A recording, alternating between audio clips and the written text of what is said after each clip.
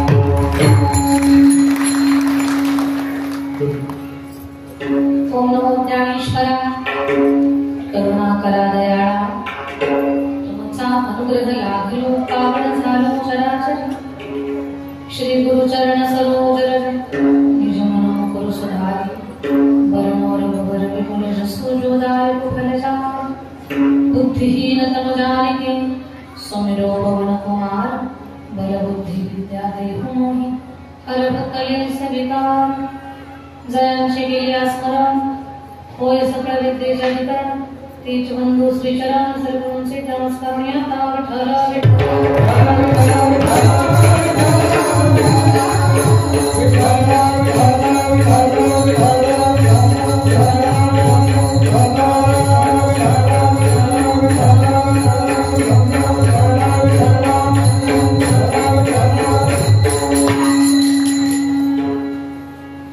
Apulia हिता जो असे जागता धन्य माता पिता दयाची कुळी कन्या पुत्र होते जे सात्विक तयाचा हरित वाटे देवा. प्रस्तुत कीर्तन रूपी सेवेसाठी निवडलेला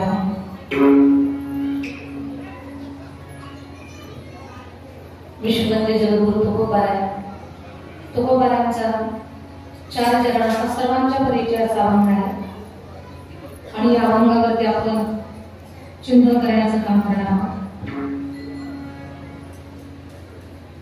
अभंगाकडे वळण्यापूर्वी अवस्था पर्यंत द्यायचा असा पवित्र पुण्यवान भूमी लिंगाव सिन्नर या नगरीमध्ये भगवान परमात्माच्या कृपाशीर्वादाने सदासंताच्या कृपाशीर्वादाने भव्य स्वरूपातील महादेव या पत्रिकेमध्ये महाराष्ट्रातील सगळी नामांकित कीर्तनकार मंडळी तुम्ही गावकऱ्यांनी एकत्र आणा म्हणून गावकरी आपण आपल्यासाठी टाळी वाजवू. एवढ्या सुंदर कार्यक्रमाचं नियोजन करण्यासाठी धाडस केवढं पाहिजे, नियोजन पाहिजे.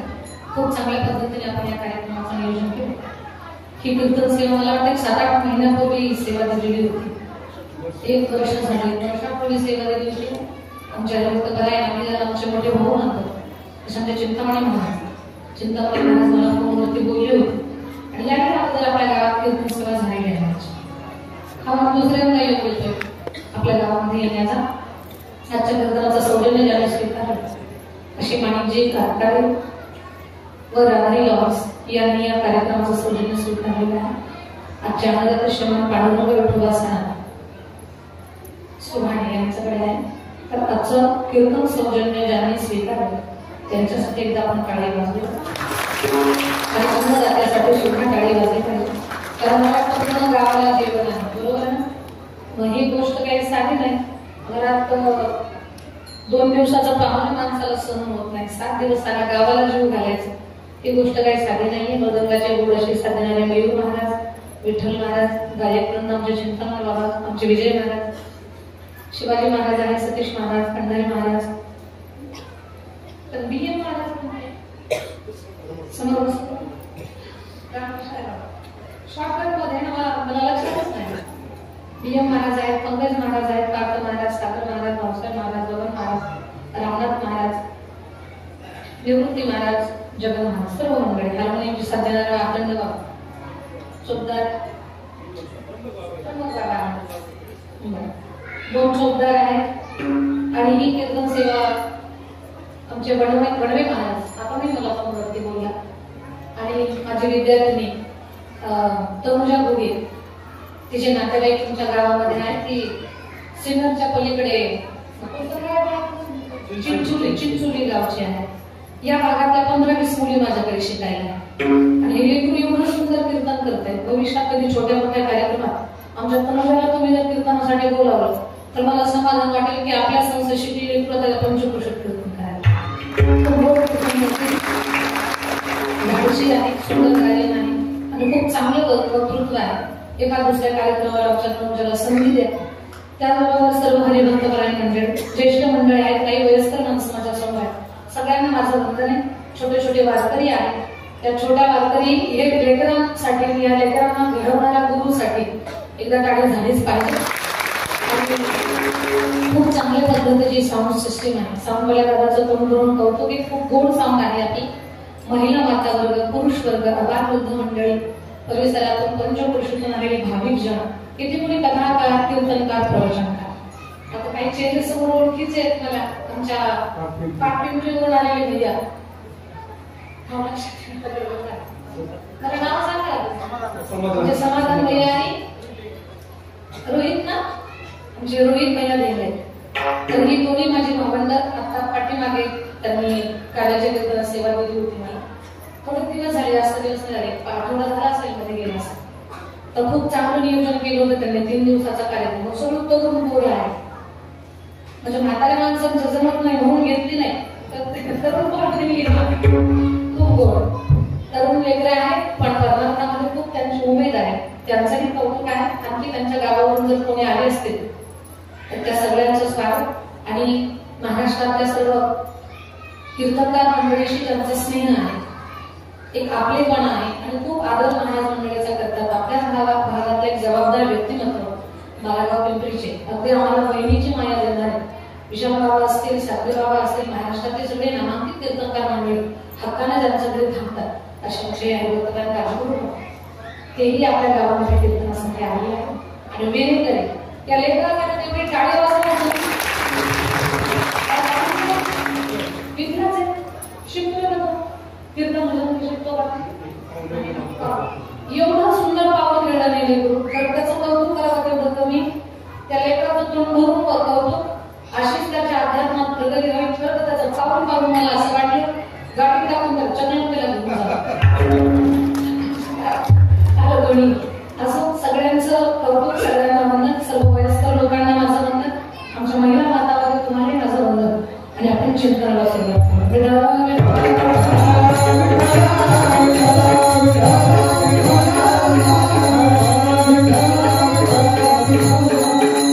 मोबाईलच्या माध्यमातून कार्यक्रमाचं शूटिंग सुद्धा चालू आहे. युट्यूब चॅनल का प्रायव्हेट शूटिंग युट्यूब असेल तो खूप बऱ्याचा म्हणजे आपल्याकडे वेळ कमी आहे तर कमी वेळामध्ये आपण चिंतन करू, जास्त वेळ नाही. जगद्गुरु तुकोबारायांचा अभंग सेवेसाठी निवडला आणि नेमगाव सिन्नर हे जे गाव आहे मला चिंतामण बाबांनी सांगितलं की 300च्या जवळपास लेकर आमची या गावात देश सेवेसाठी रुजू आहे. ही साधी गोष्ट नाही माझ्या दादा. जने जने तो भक्त जने दाता जने या शूर नाही तो जननी वाण जने. आईने एक तर भगवत भक्त लेकरू जन्माला घालावं, एक तर शूर असावं नाही तर भक्त असावं, नाही तर पिऊन पडणारे अशा जन्माला घालणाऱ्यापेक्षा ती आई वांज राहिली का काय पुण्य पावन भूमी म्हणावी लागली. निमगाव नगरी या गावामध्ये एखाद्या गावात एखादा देश सैनिक असतो आणि या गावामध्ये 300च्या घरात लेकर जर जवान म्हणून असतील, देशाच्या सेवेमध्ये हजर असतील तर या गावाची धाडस किती मोठा आहे. देशाच्या सेवेसाठी रुजू होणं हे बोलणं एवढं सोपं नाही. त्या मायमाऊलींचा जीव लेकराला सीमारेषेवर किंवा त्यांच्या कामावर पाठवत असताना आईचा अंतकरण काय म्हणत असतो, बापाचा अंतकरणाचा भाव काय बोलत असतो. विवाहित असेल तर ती तरुण वयातली पत्नी, छोटी छोटी लेकरं माझ्या ताईला हे बोलणे एवढं सोपं नाही. खरंच त्या माय बापाला माझं वंदन आहे की त्यांची लेकरं देशाच्या सेवेमध्ये तीन सजावत देश को सती संत अरशूर, तीन लजावत देश को कपटी कायर क्रूर. तीन सजावत देश को सती संत आणि शूर, तीन लजावत देश को कपटी कायर आणि क्रूर. राष्ट्राचं नाव 3 लोक मोठं करतात, एक सती, दुसरे संत आणि तिसरे शूर. सतीनं संस्कार लावायचे, संतांनी संस्कृती सांभाळायची आणि शूरानं देशाचं संरक्षण करायचं. देशाचं संरक्षण करणं एवढं सोपं नाही. तांबड्या बाळाला आई डोळ्यात तेल घालून जेवढं सांभाळते ना तेवढे या मातीत जन्माला आलेले या मातृभूमीची लेकरं मायभूमीचं सीमारेषेवर डोळ्यात तेल घालून संरक्षण करतात. पुलवामा हल्ल्यामध्ये बरेच 40च्या जवळपास जवान शहीद झाले. जालना जिल्ह्यातून बुलढाण्याकडे जाताना, जालन्यावरून बुलढाण्याकडे जाताना राजा सिंदखेड नगर लागतात. सिंदखेड राजाच्या अलीकडे रस्त्यावरती एक गाव आहे, त्या गावाचं नाव चोर पांगरा. त्या गावाचं नाव काय? चोर पांगरा. त्याच्या बाजूला एक छोटासा तांडा आहे, त्याला गोवर्धन नगर म्हणतात. त्या तांड्यामध्ये 300 लोकांची वस्ती आहे. 300 लोकांच्या वस्तीमध्ये 30 मुलं देशासाठी तैनात आहेत. माणसं किती आहेत? 300. आणि देशसेवेसाठी 30 नाही 80 मुलं देशाच्या सेवेमध्ये आहेत. प्रत्येक घरात एक जवान. पुलवामा हल्ल्यामध्ये तिथला एक माझा जवान दादा शहीद झाला. पत्नी रडत होती, माय म्हणत होती माझं लेकरू मला द्या, मला धन नको, मला पैसा नको. बाप म्हणत होता माझं तरुण पोर मला आणून द्या, माझा म्हातारपणाचा आधार द्या. 32 वर्षाची तरुण पत्नी ती आशा करून पाहत नव्हती कारण जेव्हा जेव्हा पती असताना आरशात तोंड पाहत होती तर कपाळाच्या कुंकवामध्ये तिला तिचा पती दिसत होता, पण आता कपाळावर कुंकू लावता येत नाही ना. ती म्हणते मी माझ्या पतीचं दर्शन जर मला होत नसेल आरशामध्ये कपाळावरच्या कुंकू नसल्या कारणानं तर मी आरशात तोंड पाहणार नाही. लेकरं लहान रडत आहेत.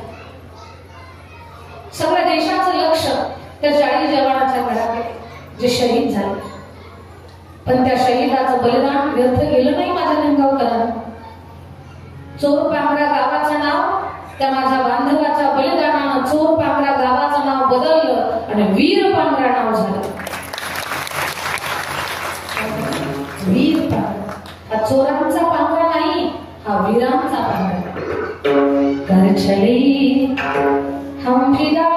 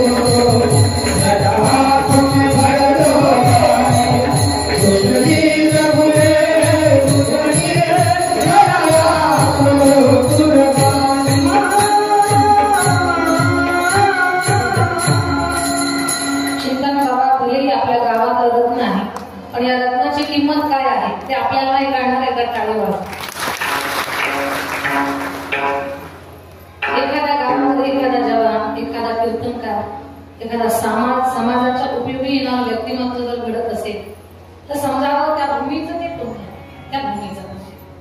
म्हणून देशासाठी जवान फार महत्वाचा आहे. जवानानं काय करायचंय? मातीचं संरक्षण करायचं, शूरानं देशाचं संरक्षण, सतीनं संस्कृती सांभाळायची, सतीनं संस्कार लावायचे.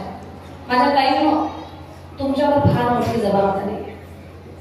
तुम्हाला राष्ट्राचा कणा घडवायचा आहे, आपलं लेकरू घडवायचं. लेकरू घडवत असताना आपल्या छोट्या अपेक्षा माझ्या दादांना, माझं बोलणं टोचल कुणाच्या मनाला, माझं बोलणं समजून घ्या. आपण लेकरू एवढ्याच कारणानं जन्माला घालतो त्याला म्हातारपणी सांभाळलं पाहिजे, बरोबर? एवढ्याच कारणासाठी की त्यानं म्हातारपणी सांभाळलं पाहिजे आणि वंश चालवला पाहिजे, वंश वाढवला पाहिजे. ही फार क्षुद्र अपेक्षा आहे, छोटी अपेक्षा आहे. त्यानं म्हातारपणी आपल्याला सांभाळावं आणि आपला वंश वाढवावा, याच्यासाठी कधीच लेकरू जन्माला घालायचं नाही. लेकरू जन्माला घालताना उद्देश असा ठेवा, लेकरा आम्हाला नाही सांभाळलं तरी चालेल, पण माती आणि संस्कृतीला सांभाळल्याशिवाय, परंपरेला सांभाळ, आपल्या संस्कृतीला सांभाळ, मातृभूमीला सांभाळ. ज्या लेकराला मातृभूमी कळते त्याला माता सुद्धा कळतच असते. त्याच्याकडून अपेक्षा मोठ्या ठेवा, क्षुद्र अपेक्षा ठेवू नका की माता सगळे सांभाळा. श्रद्धेय न्यायाचार्य नामदेव शास्त्रीजी महाराज. शास्त्रीजी आपल्या ज्ञानाचे सिद्धांत, आनंदाचे सिद्धांत, त्याच्यामध्ये एवढं सुंदर वाक्य, सगळेच वाक्य सुंदर आहेत त्यांचे. काही वेळेला एवढं स्पष्ट बोललेले आहे की तुम्ही पोरांनी म्हातारपणी सांभाळावं ही अपेक्षाच का ठेवतात? पाखरं जेव्हा पिलांना जन्म घालतात, त्यांच्या चोंचीत चारा घालतात, त्यावेळेला काय अपेक्षा ठेवतात का की यांनी पुढे आमचं श्राद्ध घातलं पाहिजे? आणि कुठल्या पक्षानं आपल्या पक्षाचं, आपल्या बाबाचं श्राद्ध घातलेलं आठवतं? म्हणजे आम्ही काही समाजामध्ये चुकीचा संदेश पसरवत नाही, पण तुम्ही अपेक्षा ठेवू नका तर सुखात राहता. तुम्ही पुढे अपेक्षा ठेवलं का पोरांना असं केलंच पाहिजे, तुम्ही आताच टेन्शन मध्ये गेले म्हणून. स्थिर राहा, निवांत राहा, लेकरांना चांगलं शिकवा, पण अपेक्षा ठेवू नका, कारण हे कलियुग आहे. अपेक्षा भंग झाल्या की तुम्ही टेन्शन मध्ये पुढे 10 वर्ष जगायचे तर 5 मध्ये जाग्यालाच घालता. म्हणून कधी कधी शास्त्रीजींची प्रवचन ऐकायचं, कधी कधी माझ्यापेक्षा होतच आहे. भगवान गडाच्या पुढे फक्त 15 किलोमीटरवरती माझं गाव आहे, गडाच्या पायथ्याला. आणि आम्हाला त्याने काय बोलता येत नव्हतं, एकच अनुभव होता मला, तुम्ही संत माय बापा कृपावंत. लहान होते मी, आमच्या गावातले भजन मंडळ आम्हाला खांद्यावर टाकून घेऊन जायचे. प्रत्येक गावाला 15 दिवसाला भजन असायचं तिथे गडावर. आमच्या गावातले माणसं, वयस्कर लोक खांद्यावर टाकून घेऊन गेले आम्हाला भजनाला. एकच अभंग गायला नाही, एकच येत होता मला, तुम्ही संत माय बापा कृपावंत. अभंग गायला. आणि त्या काळामध्ये बिमसे बाबा उत्तराधिकारी होते. बिमसे बाबांनी अभंग ऐकला, म्हणजे कोणाच लेकरू भजन म्हणतंय, चक्रम बाबाची मुलगी. बाबा आले, आम्हाला मांडीवर घेतलं, आमच्या गालाचा पापा घेतला, डोक्याला हात फिरवला. खूप मोठे वालून लेकरं होते. हे का सांगते मी तुम्हाला? माझ्या सांगण्या पाठीमागे उद्देशच एक आहे, भगवान बाबांच्या गाडीची पावर खूप मोठी. आज भले आमचं महाराष्ट्रभर नाव असेल, पण आम्हाला आशीर्वाद तिथूनच, आमचं व्यक्तिगत काही नाही, तिथून आशीर्वाद आहे. त्या आशीर्वादाच्या बळावर महाराष्ट्र आणि महाराष्ट्राच्या बाहेर आम्ही प्रवास करतो. तर त्या गाडीचे उत्तराधिकारी हे ज्ञानेश्वरीमध्ये ज्यांचा खूप मोठा हातखंड आहे, ज्ञानेश्वरी ज्यांची कंठस्थ आहे. खरं तर ज्याला गीता कळत नाही त्यांनी ज्ञानेश्वरी वाचावी, आणि ज्याला ज्ञानेश्वरी कळत नाही त्यांनी शास्त्रीजींना ऐकावं. म्हणजे तुम्हाला ज्ञानेश्वरी काय आहे ते कळत. एवढ्या आपल्या भाषेमध्ये महाराजांनी ज्ञानेश्वरी सांगितली, अडाणी माणसाला सुद्धा कळावं. आणि खरंच त्यांचे जे ज्ञानाचे सिद्धांत जे व्हिडिओ आहे ते घरातल्या न शिकलेल्या, शिकलेल्या प्रत्येकानं ऐका. तुमच्यामध्ये नाही बदल झाला तर मग मला पण खूप मोठी ताकद. तर मला एकच सांगायचं आहे तुम्हाला, संस्कार लावायचे लेकरांना, पण अपेक्षा ठेवू नका, दुःखी घालतो. अपेक्षा न ठेवता तुम्ही तुमचं कर्तव्य करत जा, त्यालाच कर्म संन्यास योग म्हणतात. अपेक्षा ठेवायची नाही, कर्तव्य तर करायचं, जबाबदारी पार पाडायची, त्यांना घडवायचं, त्यांना शिकवायचं, त्यांना मोठं करायचं. पण तुम्ही जर असं म्हटलं की योग याच्यासाठी केलं, त्याला कुठं काय माझ्यासाठी केलं, बस टेन्शन मध्ये गेलाच.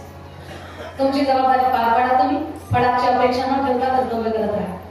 सतीनं संस्कार लावायचे, शूरानं देशाचं संरक्षण करायचं, आणि संतांनी संस्कृती सांभाळायची. आमची जबाबदारी परंपरा तुम्हाला सांगणं.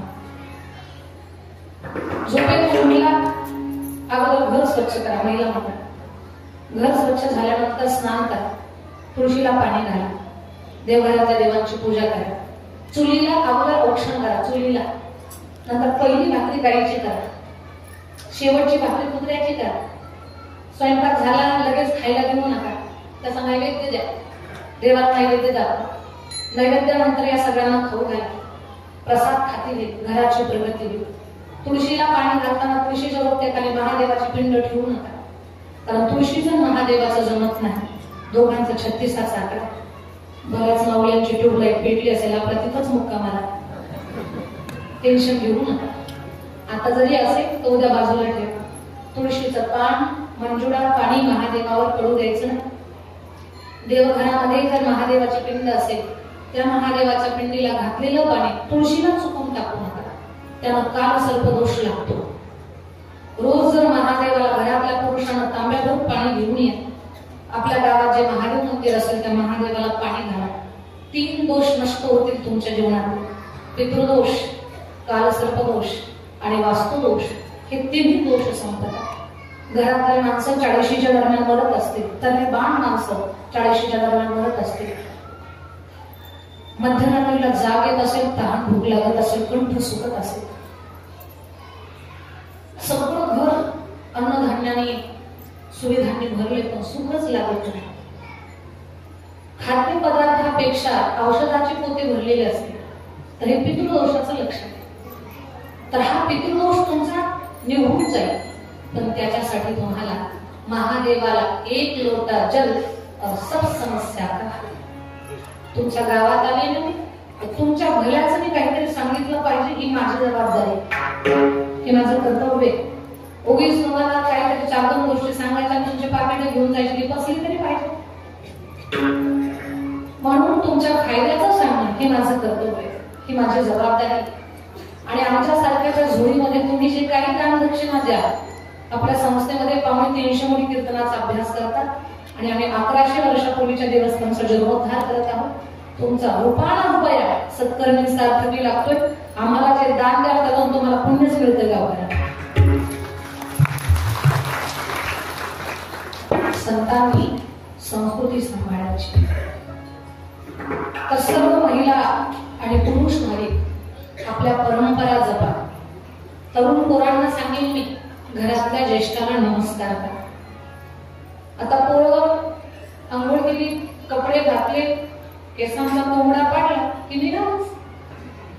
तर ते आपल्याकडचे कोंबडे बरे केसांचे, पोल्ट्री मधले नाही. आपल्याकडचे पोरांचे केसांचे कोंबडे बरे. ठाण्यात माझी कथा होती मुंबईला, आता याही वर्षी घेतली त्या लोकांनी बघा. कोरोनाच्या अगोदर कथेला गेले होते, असला पोरगा दोन्ही साईडने टक्कर मधूनच केस उभी झाली. बापरे बाप, मला वाटलं याला काही करंट लागला काय, मला कळालंच नाही. बरं ते असं कपी केस अशी उभीच होती, राहू द्या. पण त्याला 3 कलर होते, लाल, हिरवा, निळा. मी म्हटलं बाई काय झालं असं. मी म्हटलं दादा इकडे ये रे. वा म्हटलं बाळा तुझी काही तब्येत बरी नाही का. म्हटलं तसं काय नाही दिदी. म्हटलं तसं नाही रे, केसांचा रंग काळा असतो किंवा पांढरा असतो, पण तुझा तर काळाही नाही पांढराही नाही, लाल, पिवळा, हिरवा, निळा असल्यापासून रंग, मधलीच केस उभी. काय करंट लागला काय तुला. ते म्हटलं नाही दिदी ही हेअरस्टाईल आहे. बापरे बाप, मला काय सांगायचं तुम्हाला. आपली पोरं केवढ्या काढले की निघतात गावात, पण गावात जर तुम्हाला कोणी घरात अडवणार नाही. पण घरातल्या आईचं, वडिलांचं, आजी आजोबाचं, वयस्कर लोकांचं दर्शन घ्या, मग बाहेर पडा. ज्येष्ठांना नमस्कार केल्याचा फायदा आहे. वयोवृद्ध माणसाला नमस्कार केल्यानंतर आपल्याला फळ काय मिळतं. 4 वर्धनते 4 गोष्टी वाढतात. आयुर, विद्या, यशो, बल. वयस्कर माणसाला नमस्कार केल्यानंतर आयुष्य, विद्या, यश आणि बल या 4 गोष्टी मिळतात. अभिवादनशीलस्य नित्यं वृद्धोपसेवनं 4 तस्य वर्धन्ते आयुर्विद्या यशोबलम. हे सत्य सांगणं हे आमचं कर्तव्य. संतांची जबाबदारी, महात्म्यांची जबाबदारी, कीर्तनकाराची जबाबदारी की तुम्हाला चांगलं सांगणं. तर संतांनी संस्कृती सांभाळायची. संस्कृतीचे उपासक माझे जगद्गुरु तुकोबार फार मोलाची गोष्ट जगाला सांगतात. अभंगाच्या प्रकाराच्या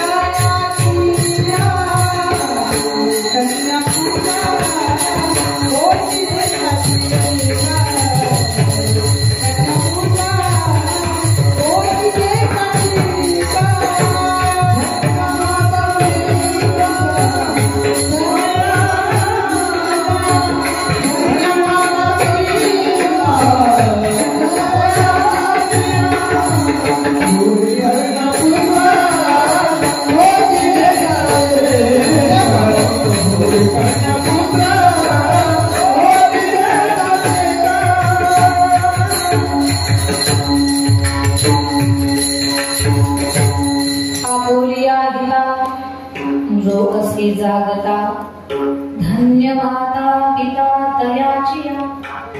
सगळी श्रोते मंडळी कान देऊन ऐका.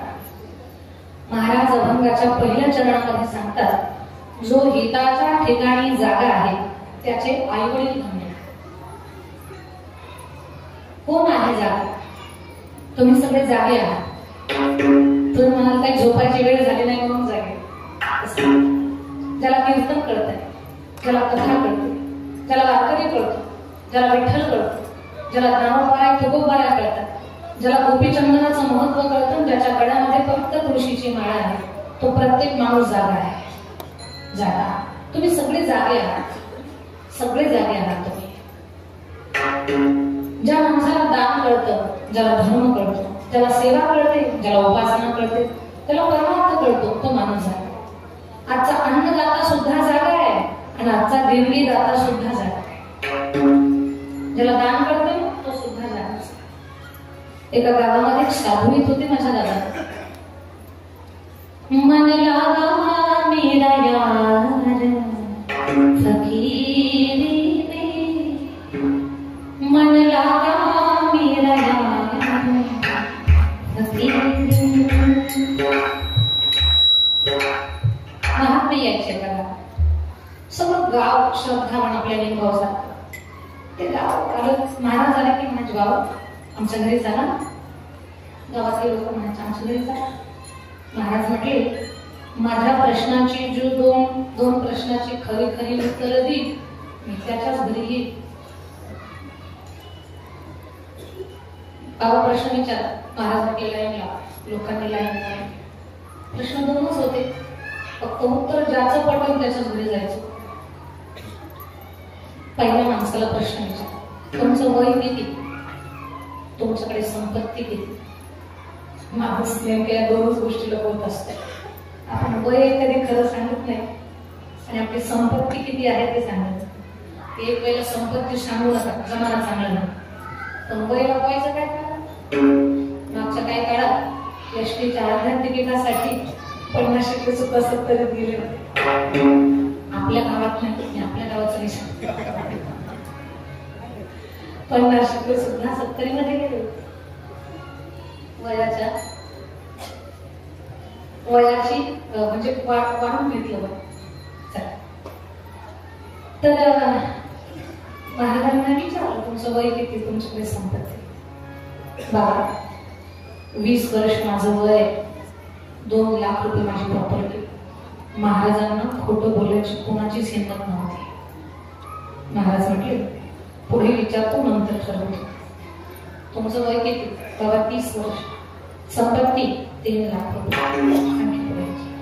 वय किती? बाबा 40 वर्ष. संपत्ती 4 लाख रुपये. अर्ध्यात लाईन आली. अर्ध्यामध्ये गावचे सावकार होते. जिल्हा विकत घ्यायची ताकद होती. 20 लाखापेक्षा जास्त किमतीचं सोनं अंगावर होतं. सावकाराचं वय 60 वर्षाचं होतं. महाराजांनी विचारलं सावकार वय किती, संपत्ती किती? सावकार म्हटले बाबा 20 वर्ष माझं वय आहे, 2 लाख रुपये माझी प्रॉपर्टी आहे. सगळं गाव पडून पडलं. एवढ्या मोठ्या महाराजांना खोटं बोलतात. महाराज काय तुम्हाला काही मागायला का? खोटं बोलायचं कारण काय? महाराज म्हटले तुम्ही बोलू नका, मी विचार. सावकार मलाही कळतंय तुमचं वय 60 वर्षाचं आहे. अंगावरचं सोनं 20 लाखापेक्षा जास्त किमतीचं आहे. मग खोटं बोलायचं कारण काय? बाबा खरं सांगतोय 20च वर्ष माझं वय आहे, 2च लाख रुपये माझी प्रॉपर्टी आहे. आणि कसं काय लोकांना कसं पटवून द्यायचं? सावकाराने सांगितलं बाबा वयाच्या 40 पर्यंत या देहाला रामकृष्ण हरिमंत्र कळत नव्हता, भगवद्गीता ग्रंथ कळत नव्हता आणि वारकरी पंथ कळत नव्हता. कधी वयाच्या 40 पर्यंत चुकून एकदा कीर्तन ऐकलं आणि माळेचं महत्व कळालं. त्या दिवशी गळ्यात माळ घातली. ज्या दिवशी गळ्यात माळ घातली त्या दिवसापासून आजच्या दिवसापर्यंत 20 वर्ष पूर्ण झाले. हेच माझं खरं वय आहे, अगोदरचं वय आहे. अरे म्हणजे प्रॉपर्टी 2 लाख कशी? लोक तर सांगतात जिल्हा विकत घ्यायची ताकद. मला खरं सांगतो जिल्हा विकत घ्यायची ताकद आहे, पण 2 लाख रुपये प्रॉपर्टी कशी आहे सांगू? आणि कशी एवढ्या प्रचंड संपत्तीमधून या माझ्या हाताने फक्त 2 लाख रुपये मी धर्माच्या कामासाठी खर्च केले. तीच माझी खरी खाते जमा घेण्यासाठी बाकीतली बसते. म्हणून आजचा अन्नदाता सुद्धा जागा आहे आणि आजचा सौजन्यदाता सुद्धा जागा आहे. आजचा कीर्तन ऐकणारा प्रत्येक भाविक सुद्धा जागा आहे. आजचा प्रत्येक श्रोता चटई उचलणारापासून महाराजांची व्यवस्था करणाऱ्यापर्यंत प्रत्येक जण जागा आहे. ज्याला परमार्थ कळतो तो माणूस हिताच्या ठिकाणी जो जागा आहे त्याचे आई वडील धन्य आहे. आपुलिया हिता जो असे जागता, धन्यता कुणाला? माय बापाला, धन्य माता पिता त्याचे. बीड जिल्ह्यामध्ये सावरगाव नावाचं गाव आहे. त्या गावामध्ये एका पाटलाच्या सज्जन परिवारामध्ये 4 लेकरांनंतर एक पुत्र संतती आता जन्माला येतात.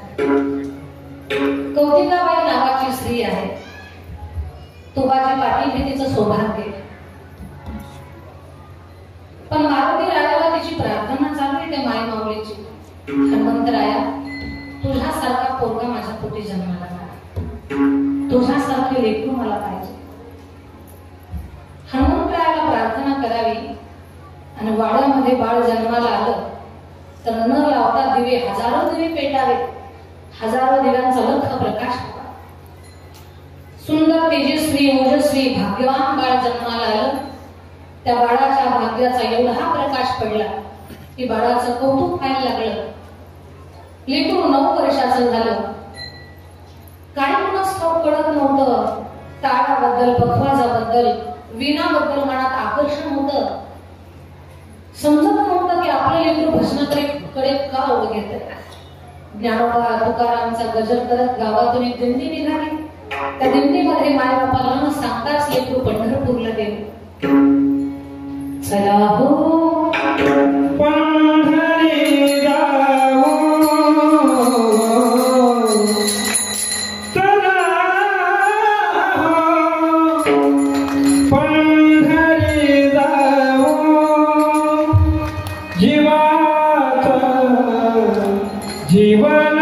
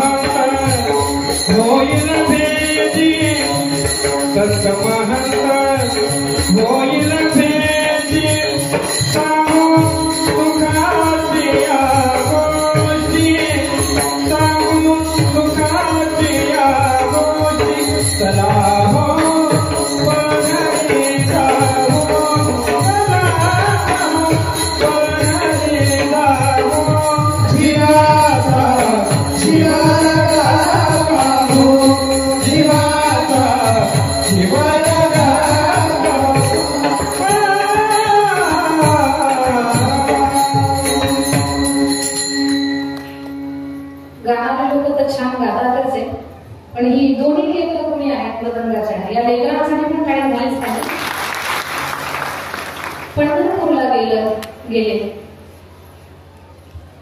आणि चंद्रभागेचं बाळवंत श्री विठ्ठल भगवान ते मायबाप परेशान लेकरू कुठं गेलं. आईला आपलं गोड लागला. आईला धन प्रिय नाही माझ्या ताईनं, तिला पैसा प्रिय नाही, तिला त्याची संतान प्रिय. लेकरापुढे माईला कशाची किंमत नाही. माईचा कंठ सुकला, अश्रू सुकले, हैराण झाले. एकच म्हणत होती माझं लेकरू मला पाहिजे. पण गावचे पाटील प्रमुख तुबाजी पाटील गावचे पाटील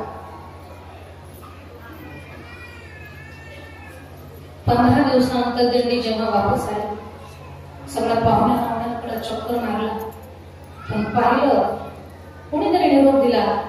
आपले आबा मारुतीच्या पारावर बसले. आबा मारुतीच्या पारावर बसले माय धावत निघाली, बाप पळत आला. अरे लेकरा, सांगून तर जायचं, कुठे गेला होता? तुझ्या आठवणीत माय मारायला लागली तुझी. बाबा, मी माझ्या खऱ्या घरी खऱ्या माय बापाला भेटणार. लेकरा, तुझं खरं माय बाप कोणते ते मला सांग अगोदर घरीच. आई बाबा, असं ऐकलंय मी पंढरपूरच्या वाळवंटातल्या कीर्तनात, ज्याच्या गळ्यात माळ असेल त्याच घरात पाणी प्यावं, ज्याच्या गळ्यात माळ असेल त्याच घरचं अन्न खावं, अन्यथा त्या घरचा उंबरा सुद्धा शिवू नये. ज्या घरातल्या लोकांच्या गळ्यात माळ नाही, दारात तुळस नाही, त्या घराचा उंबरा सुद्धा शिवू नये. तुम्ही जर माळ घालत असाल आणि तुम्ही जर वारकरी होत असाल तर मी तुमच्या घरी यायला तयार आहे. गावचा पाटील प्रमुख, पण लेकराच्या प्रेमापोटी वडिलांनी स्वतःचं पाटील पण बाजूला ठेवलं. माई तर एका मिनिटात गळ्यात माळ घालायला तयार झाली. आई आणि वडील दोघेही वारकरी झाले, माळकरी झाले. लेकरू घरी आलं, ते लेकरू जगविख्यात झालं आणि त्याच लेकराचं नाव समर्थ सद्गुरु भगवान बाबा. भगवान बाबा केवळ बीड जिल्ह्याला, नगर जिल्ह्याला, महाराष्ट्राला माहित आहेत, नवल नाही, भारत देशाला माहिती आहेत, नवल नाही. अश्रू डोळे पाणावतील तुमचे. बाबांची ख्याती परदेशापर्यंत गाजलेली आहे. हे का सांगते मी तुम्हाला? बाबा तर महान आहेतच, पण बाबांना जन्म घालणारे मायबाप ते सुद्धा महान आहेत. धन्य माता पिता जयाचे, आपुलिया हिता जो असेही जागता, धन्य माता पिता तयाचे. बघ, मायबापाला धन्यता, चांगल्या लेकराचं कौतुक, चांगल्या लेकराचा आनंद, चांगल्या लेकरामुळे मायबापाला महत्व प्राप्त होते, नवल नाही. चांगल्या लेकराचं कौतुक विश्वाच्या मालकाला सुद्धा आहे. अभंगाचं दुसरं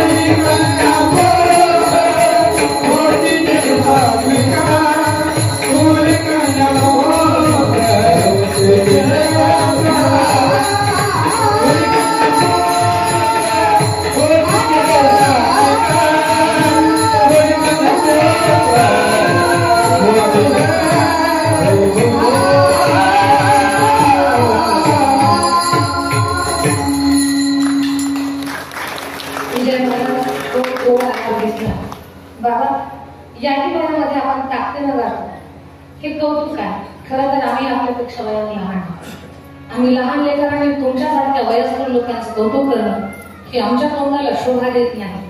पण आम्ही अभ्यास केल्यामुळे बाबा पण ठरत नाही, कारण आम्ही गाण्याचा अभ्यास केलेला. कुणी कन्या पुत्र होती जे सात्विक तयाचा हरी वाटे. चांगल्या लेकराचं कौतुक जसं गावाला स्वाभिमान, नातेवाईकाला आनंद आहे, विश्वाच्या मालकाला सुद्धा त्या लेकराचा आनंद. पण लेकरू चांगलं असतं, लेकरू चांगलं आहे याच्यासाठी त्याचं जगणं वागणं, त्याची चाल ढळी, त्याची बोली भाषा, त्या गोष्टी फार मोलाच्या. लेकरू जर चतुर असेल, चारित्र्य संपन्न असेल, मनाला मोठं असेल आणि कर्तृत्वानं मोठं असेल तर ते लेकरू चांगलं आहे असा त्याचा. तर समाजात फिरतो आम्ही, फिरताना एवढे विचित्र लेकरं पाहायला मिळतात. बाबा काय सांगू तुम्हाला, अरे असं वाटतं चुकून सुद्धा त्यांचं कोण पाहायला भेटू नये. एका गावात गावच्या पाटलाला म्हातारपणी 2 लेकरं झाली.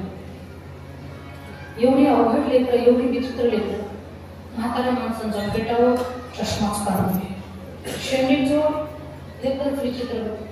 ते गावकरी म्हणायचे हे लेकर आउटसाईडला सापडले ना पाठीचे ठोक्यात खाली पाठायचे, तर ते काही कोणाच्या हातालाच लागत नव्हते.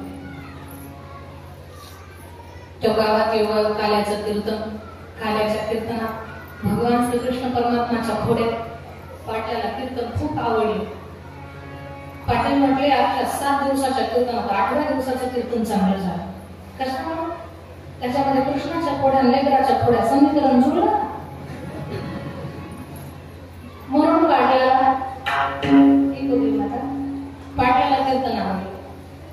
पाटील एवढे चिंबूस होते, तो पाच जर माशी पडली तर अर्धा तास तिचा बदला घेत होते, म्हणजे चंद्राचे तिला अर्धा तास नंतर टाकून द्यायचे. एवढा चिंबूस पाटील होता. पाटील म्हटलं बाबा आमच्या घरी चहा प्यायला चला. महाराज म्हटलं सारा गावाचं मन मोडा, पाटलाचं मन मोडून आहे.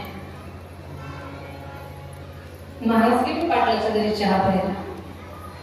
पाटील खुर्चीवर, महाराज सोफ्यावर. पाटलानं आपल्या लक्ष्मीला आवाज दिला. पूर्वीच्या लक्ष्मी सुद्धा खूप छान होत्या बरं, म्हणजे आताच्या छान नाही असं काही मला भांडण लागायचे नाही तुमची. पूर्वीच्या खूप साध्या सरळ होते, शब्दांना सुद्धा क्रॉस करत नव्हते. विचारल्याशिवाय त्या महाराजला जातच नव्हते. आता पोहोचला फोन करतात मी इकडे आले बरं. पूर्वीच्या लक्ष्मी छान होते. पाटला आवाज देत पाटीलबाई. पाटीलबाई म्हटलं जी. पूर्वी फार छान बोलायचो, पाटीलबाई म्हणायचे. आता तुम्ही पाटीलबाई तर म्हणून का तर जी म्हणणारच पाटीलबाई जी 2 कप चहा द्या लगेच. पाटीलबाईने चहा केला. पाटलाच्या महाराजांच्या गप्पा चालू झाल्या. पाटलाच्या कार्याला कोणीकडनं कळलं आपल्या घरात महाराज गेले. कार्य 120च्या स्पीडनं घरी पडत आणि सोफ्यावर महाराजांच्या बाजूला धन जसं दौडतो बसत तशी महाराज टुकटुक महाराज छताला चिटकले 2 तास. येता खाली तसा फॅन फिरायचा तशी महाराज आकड्यानं खाली काढून घेतले. महाराज एकच म्हणायचे मी जिवंत आहे का. पाटील म्हटले बाबा तुम्हाला काय झालं चिंता करू नका. तो कार्ड विचित्रच होत. त्यानं बसतं महाराजांच्या पिशवीत हात घालायला सांगितले. महाराज म्हणायचे नारळ घे ना आपण पाकिट घेतली. त्याच्या पिंडाचं पाकिट महाराजांना चिमटा चिमटा कुई बाजूला गेलो. पण लेकरू विचित्र बदला लेकर रहूंगा महाराज मैं छोडूंगा नहीं आपको. ते पिक्चर मध्ये डायलॉग मारायला महाराज समोर आला. महाराज जुन्या काळातले होते, दाखवलंच नाही मोठ्या मेशा दाढी शेंडी जुन्या काळात नाही. काळाचं उदाहरण तोच महाराजांच्या मेशा पकडून चिपो चिपो चिपो महाराजांच्या गळ्याला टचलंच नाही. महाराज म्हणतात बाळा असं दाढी मिशाला खेळू नये हो बाजू. ते म्हणतात नाही का मग तुमच्या दाढी मिशालाच खेळायचं. पाटील लेकराला काही सांगा म्हणजे दाढी मिशाला खेळते. पाटीलला बरं वाटेल. पाटील म्हणतात बाबा खेळू द्या, त्याला झोका खेळायची सवय. महाराज म्हणतात त्या काही झोक्याच्या डोळ्याने तो सुप्रीम पावतो बाजूला थोडा चहा. महाराज म्हटले चहा पितो, पटकन सुटका करून घेतो. कपातला पूर्ण चहा बशीत होता, बशीत तोंडाला लावली, 5ची मोटर चालवली. तोंड भाजत होतो तरी महाराज चहा वाढतो. महाराज चहा पितात. तेच करता बशीच्या दुसऱ्या बाजूला तोंड. महाराज एकीकडून चहा प्यायचे, तो काढतो दुसरीकडून चहा प्यायचे. महाराजांनी सुरू केलं गायवेचे दिवस होते, तेव्हा चांगली सर्दी झाली होती, जाम पिकली होती सर्दी. चहा पिताना फुरफुर करायला लागली तर महाराज चहा प्यावा वाटत. महाराज म्हणतात बाळ, तू एकटाच चहा घे, तेव्हा तुमच्या सोबतच चहा द्यायचा. महाराज काय डोक्यात ताप झाला. बोलायच्या नादात चहाची वाफ गेली पोराच्या नाकात. जोरात शिंकलं ते तोफेतून गोळा सटकला.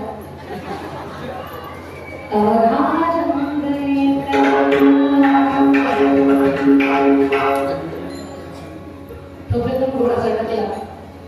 मसाला चहामध्येच पडला.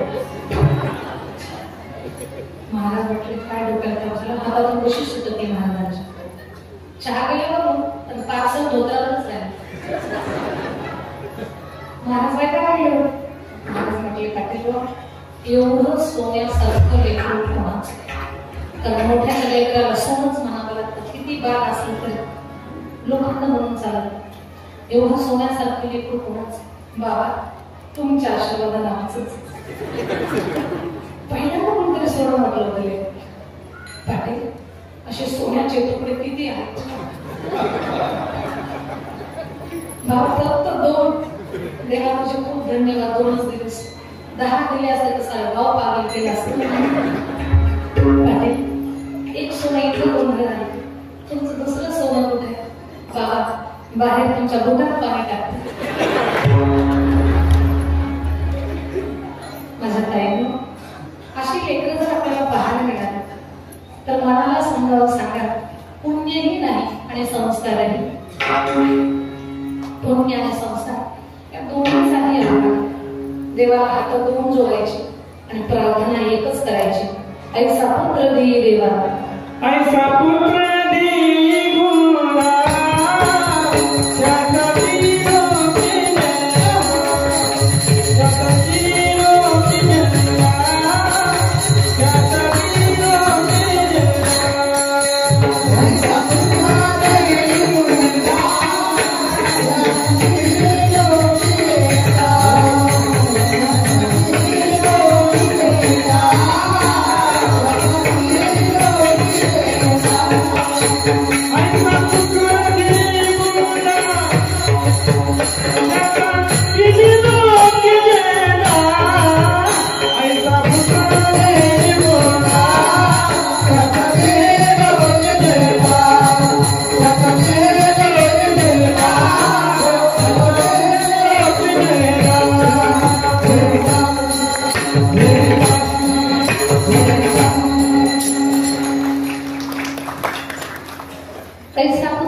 गुणा, ज्याचा तेही लोकी झेंडा. पण चांगल्या कामात झेंडा असावा, काळा झेंडा नको, चांगला झेंडा असावा. ऐसा पुत्र देई देवा, जग म्हणे त्याला बाबा, कन्या तरी ऐसी देई जैशी दिला होता. देवाला आनंद तेव्हाच होईल जेव्हा कर्तृत्ववान चांगली लेकरं, गावाचं नाव मोठं करणारी लेकरं, देशाचं नाव मोठं करणारी लेकरं जर आपल्या पोटी जन्माला आली तर समजावं त्या मालकाचं जीवन तर धन्य झालं, पण विश्वाच्या मालकाला सुद्धा त्या लेकराचं. स्वामी विवेकानंद याच मातीमध्ये जन्माला आलेले रत्न 16 वर्षाचा तरुण. सिकागोला धर्म परिषदेमध्ये सिकागोला धर्म परिषद भरली. 16 देशातली लोक बाबा, प्रत्येक देशातला माणूस 60 ओलांडलेला होता आणि हे 16 वर्षाचे होते. सगळ्यांनी आपापला धर्मग्रंथ आणला होता. कुराण होता, बायबल होता, अनेक ग्रंथ होते. पण आपल्या देशाचा ग्रंथ आहे भगवद्गीता. ती एक तर पहिल्यापासून भारतीय लोक म्हटले की मागासले असा आपला ग्रंथ त्यांनी सगळ्यात बुडाला ठेवला. आणि विवेकानंदांना सांगितलं शेवटचा नंबर बोलायचा तुमचा, 2 मिनिट जास्त बोलायचं आणि बाकीचे 20 मिनिटं बोलले ना आपल्याला फक्त 2 मिनिट. काय बोलणार आहे 16 वर्षाचा? विवेकानंद भगव्या वस्त्रातला हात करून माईक हातात घेतलं. 2 मिनिट नाही 2 शब्दातच सगळ्यांचं मन जिंकलं. माझ्या बंधू आणि भगिनींनो, भारतातच बोलतात, इतर देशातली संस्कृती नाही. परक्यालाही आपलेपणानं बोलण्याचा भाव या देशात. माझ्या बंधू आणि भगिनींनो, तुम्ही आमच्या धर्मग्रंथ गीता याचं महत्व तुम्हीच लोकांना शिकवले सांगितले. आम्हाला बोलायची गरज नाही. आणि कसं काय? आमचा ग्रंथ सगळ्या बुडाला तुम्ही ठेवून असं सिद्ध केलंय, जगातल्या धर्मग्रंथांचा पाया आमची गीता आहे. आजी ज्याला गीता खाली ठेवली होती ते पळतच आलं, उचलली गीता सगळ्यात वरची. आणि आता काय बोललाय विवेकानंद? बोलले आमचा धर्मग्रंथ गीता सगळ्यात उंच भागे ठेवून तुम्ही असं सिद्ध केलंय, जगातल्या धर्मग्रंथांचा कळस आमची गीता आहे. ज्यानं गीता वरती ठेवली त्यांना उचलली मध्यभागी घातली. आणि आता काय बोलणार? हे 16 वर्षाचं भगव्या वस्त्राचं पोट काय बोलणार आहे? विवेकानंद बोलले आमचा धर्मग्रंथ गीता सगळ्यात मध्यभागी ठेवून तुम्ही असं सिद्ध केलंय, जगातल्या धर्मग्रंथांचा गाभा आमची गीता आहे. समजून घ्या, विवेकानंदांसारखी मुलं जर आपल्या पोटी जन्माला आली तर विश्वाच्या मालकाला किती आनंद आहे, किती आनंद. देवाला म्हणावं देवा खंडे रुपिंडे देऊच नको, लाखात एकच दे, पण तो लाखाला भारी असा. पुढे कन्या पुत्र पोती साखरी तयाचा भरी वाटी देवा. एकच तर आपल्या पोटी जन्माला येऊ, पण ते रामासारखं असतं, रावणासारखं नसतं. रावणासारखे 10 तोंडाचा असतो तरी काही उपयोगाचं नाही. रामासारखं लेकरं असतं. राम आणि रावण याच्यातला फरक तुम्हाला सांगते माझ्या ताईला. कुणाला म्हणतात राम, कुणाला म्हणतात रावण. दृष्टांत लक्ष देऊन ऐका. हा दृष्टांत तुमच्या मनात घर कर, तुमचं कीर्तन ऐकण्याचं समाधान होईल. राम जीवनाची सुरुवात आहे, राम जीवनाची सांगता आहे. जन्म आणि मृत्यूच्या मध्य प्रवासात राम आठवला तर जीवन आराम आहे. जन्म मृत्यूच्या मध्य प्रवासात राम नाही आठवला तर जीवन हराम आहे. रामरायानं रावण मारला. त्या रावणाची पत्नी मंदोदरी महान पतिव्रता. मग मंदोदरीचं वैशिष्ट्य सांगते माझ्या ताईने.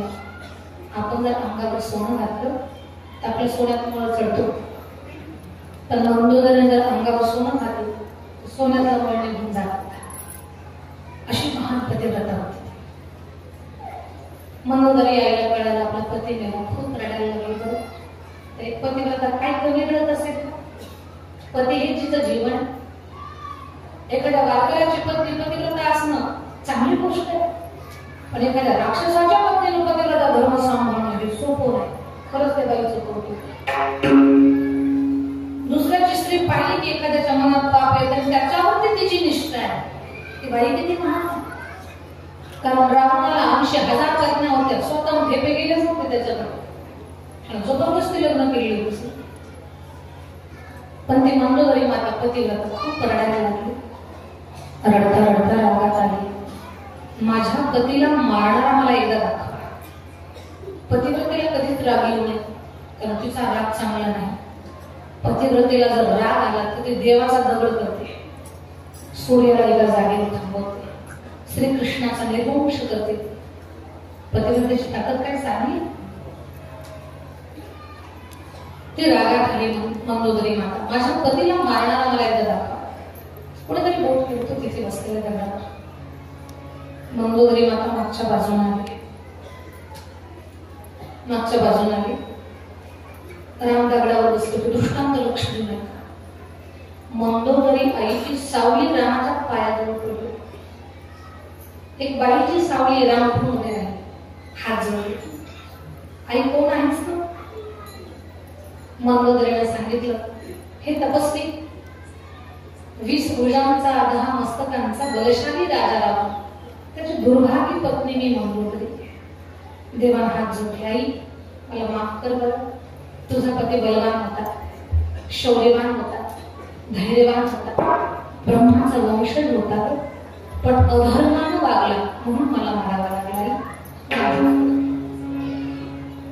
राम म्हणत नाही माझी बायको चोरली म्हणून मी त्याला मारलं. काय रामाच्या बोलण्यात ती शांतता.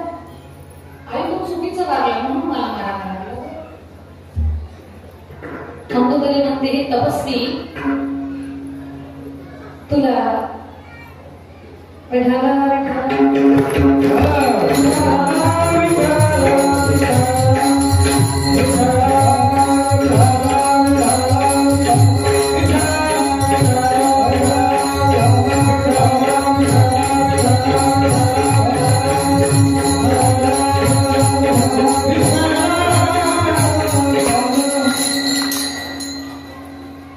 या भागामध्ये आम्हाला नाव पण पाठ झालं का? खरं तर आमचा जिल्हा पण नाही, पण बऱ्याच कीर्तनामध्ये ताईंची सदिच्छा भेट सप्ताहात गावकरी लोकांना, आणि मला वाटतं काही वर्षापूर्वी नेमकामध्ये पण तुम्ही इथे आला असं. तर गावकऱ्यांच्या वतीनं ताईंचं स्थान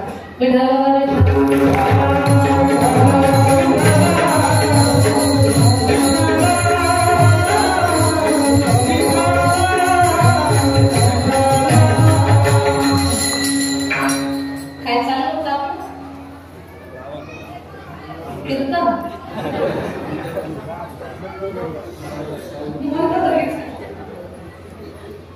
ती मंदोदरी माता म्हणते, हे तपस्वी, तुला पोसण्यासाठी, तुला शाप देण्यासाठी मी इथं आलेले नाही. आई मग तू इथं कशासाठी आहे? मंदोदरी माईने सांगितलं, हे तपस्वी, मला माहिती माझ्या पतीच्या भुजामध्ये मला माहिती तो किती ताकदवान आहे. त्याला 33 कोटी देवता बंदिशाळेत टाकले, त्याला 9 ग्रहाच्या पायऱ्या केल्या, कुबेराच्या कॉलरला असं पकडून तो खाली आणतोय. माझा पती फार बलवान आहे, माझ्या पतीकडे काहीच कमी नाही, पण अशा माझ्या पतीला तुझ्या हाताने मरावं लागलं. असं काय तुझ्यात विशेष आहे की ते माझ्या पतीत नाही, ते पाहण्यासाठी मी इथं आले. मंदोदरी म्हणते, तुला शाप द्यायला नाही आले मी. असं काय तुझ्यात विशेष आहे की ते माझ्या पतीत नाही, ते पाहण्यासाठी मी आले. भगवान म्हणतात, आई मग तुला कळालं का माझ्यात काय विशेष आहे, तुझ्या पतीमध्ये काय कमी आहे? लक्ष माझ्याकडे द्या, लक्ष दिलं तर दृष्टांत करणार आहे. मंदोदरीला भगवान म्हणतात, आई तुला काय दिसलं माझ्यामध्ये विशेष की ते तुझ्या पतीत नाही दिसलं, तुला सांग बरं. मंदोदरीचं उत्तर ऐकतात, म्हणजे राम कोण आणि रावण कोण कळेल आपल्याला. मंदोदरी म्हणते, ऐक तपस्वी, तुझ्यातलं विशेष सांगते. तपस्वी, माझा पती रावण 20 भुजांचा 10 मस्तकांचा, त्या माझ्या पतीला 80,000 पत्न्या आहेत. माझ्यासारखी पतिव्रता नारी त्याची पटराणी, पण एवढं सगळं असताना सुद्धा त्यानं परस्त्रीवरती वाईट नजर ठेवली, वनवासाची पत्नी चोरून आणली, तिला जबरदस्ती तो पत्नी बनवण्याचा प्रयत्न करत होता. हा माझा पती. पण तपस्वी, तू एक विशेष आहेस.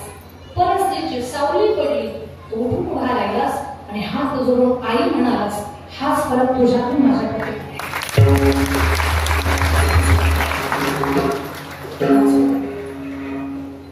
तर आपण रामासारखं रावणासारखं कोणाचं नको, एकच ते भगवान, पण रामासारखं.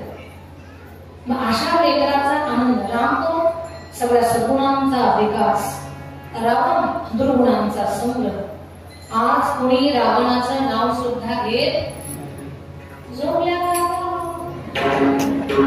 कोणी रावणाचं नाव सुद्धा घेत, वनवासी रामाचा जय जयकार केल्याशिवाय राहत नाही. प्रभू रामचंद्र टाकी म्हणजे मनावर प्रभू रामचंद्र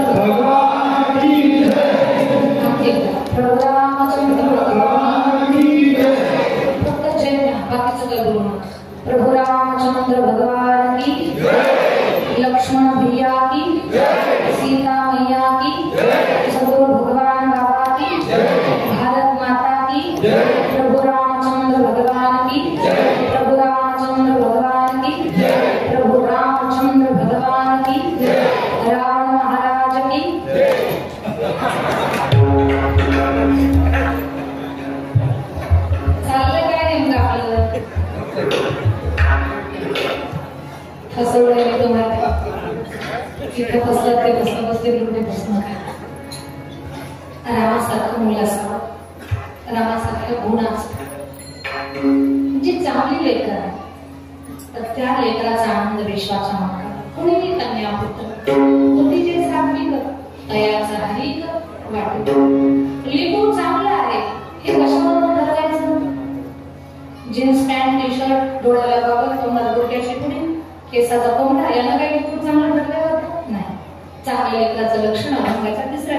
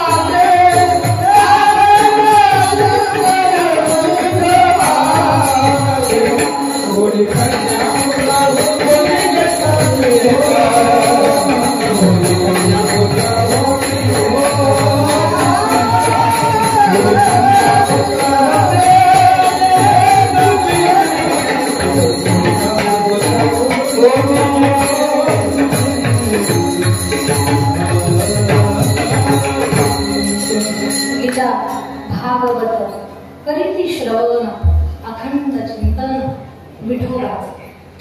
ही लक्षणं ज्यांची आहेत ती लेकर भाग्यवान आहे. तीच लेकर मायबापाचं नाव मोठं करतात आणि त्याच लेकरांचा आनंद विश्वाच्या मागतात. आणि त्याचं लक्षण काय? गीता आणि भागवत. गीता भागवत करीती श्रवण. भागवत ऐकण्याचा फायदा आहे, एवढा फायदा संत सेवा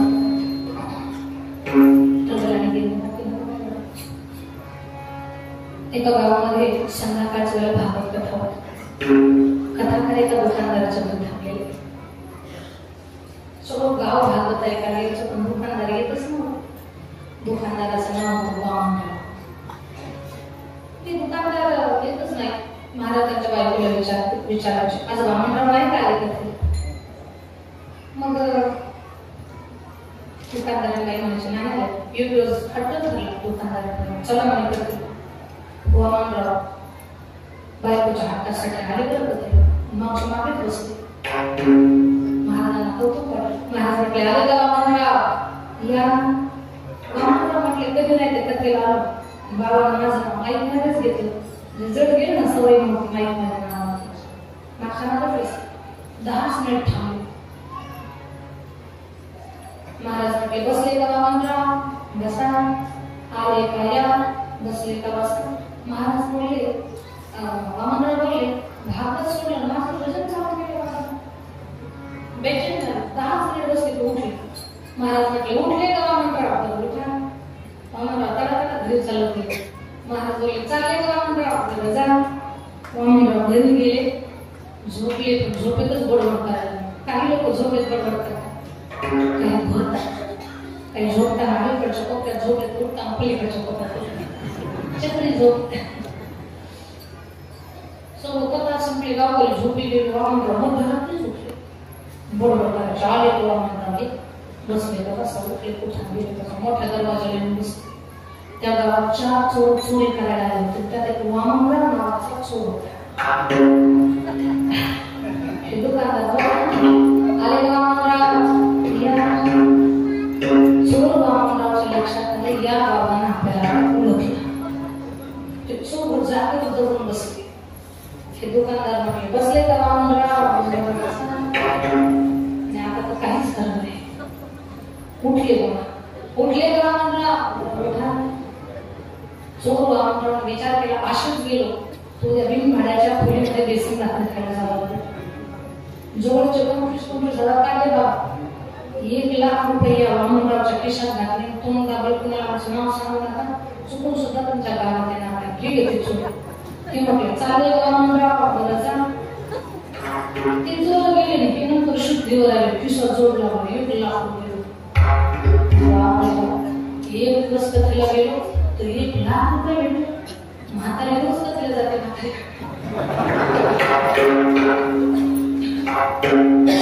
म्हातारे झोपले असं मारलो वामनराव. पैसे का कशाचे पैसे? अरे म्हणे एक दिवस कथेला गेलो तर 1,00,000 रुपये भेटले. तू रोज कथेला जातो तुझ्याकडे किती? तिने बोलवलं. ते म्हटले देवाची तुमच्या कृपा झाली. एक दिवस कथेला गेला तर तुम्हाला 1,00,000 रुपये भेटले. रोज कथेला तुम्हाला रोज 1,00,000 रुपये भेटले. वामनराव पैशाच्या आशेने रोज कथेला यायला लागले. पण अशी अवस्था झाली चिंतणे कल्याण झालं त्यांचं. त्याचा अर्थ असा भागवत ऐकण्या भागवत असेल कथा असेल कीर्तन असेल भाव कोणताही असो पण ऐकायला या कल्याण झाल्याशिवाय गीता भागवत अखंड चिंतन तुका म्हणे माझं घरोत्यांची सेवा तरी माझ्या दैवा कारण आहे. विठोबा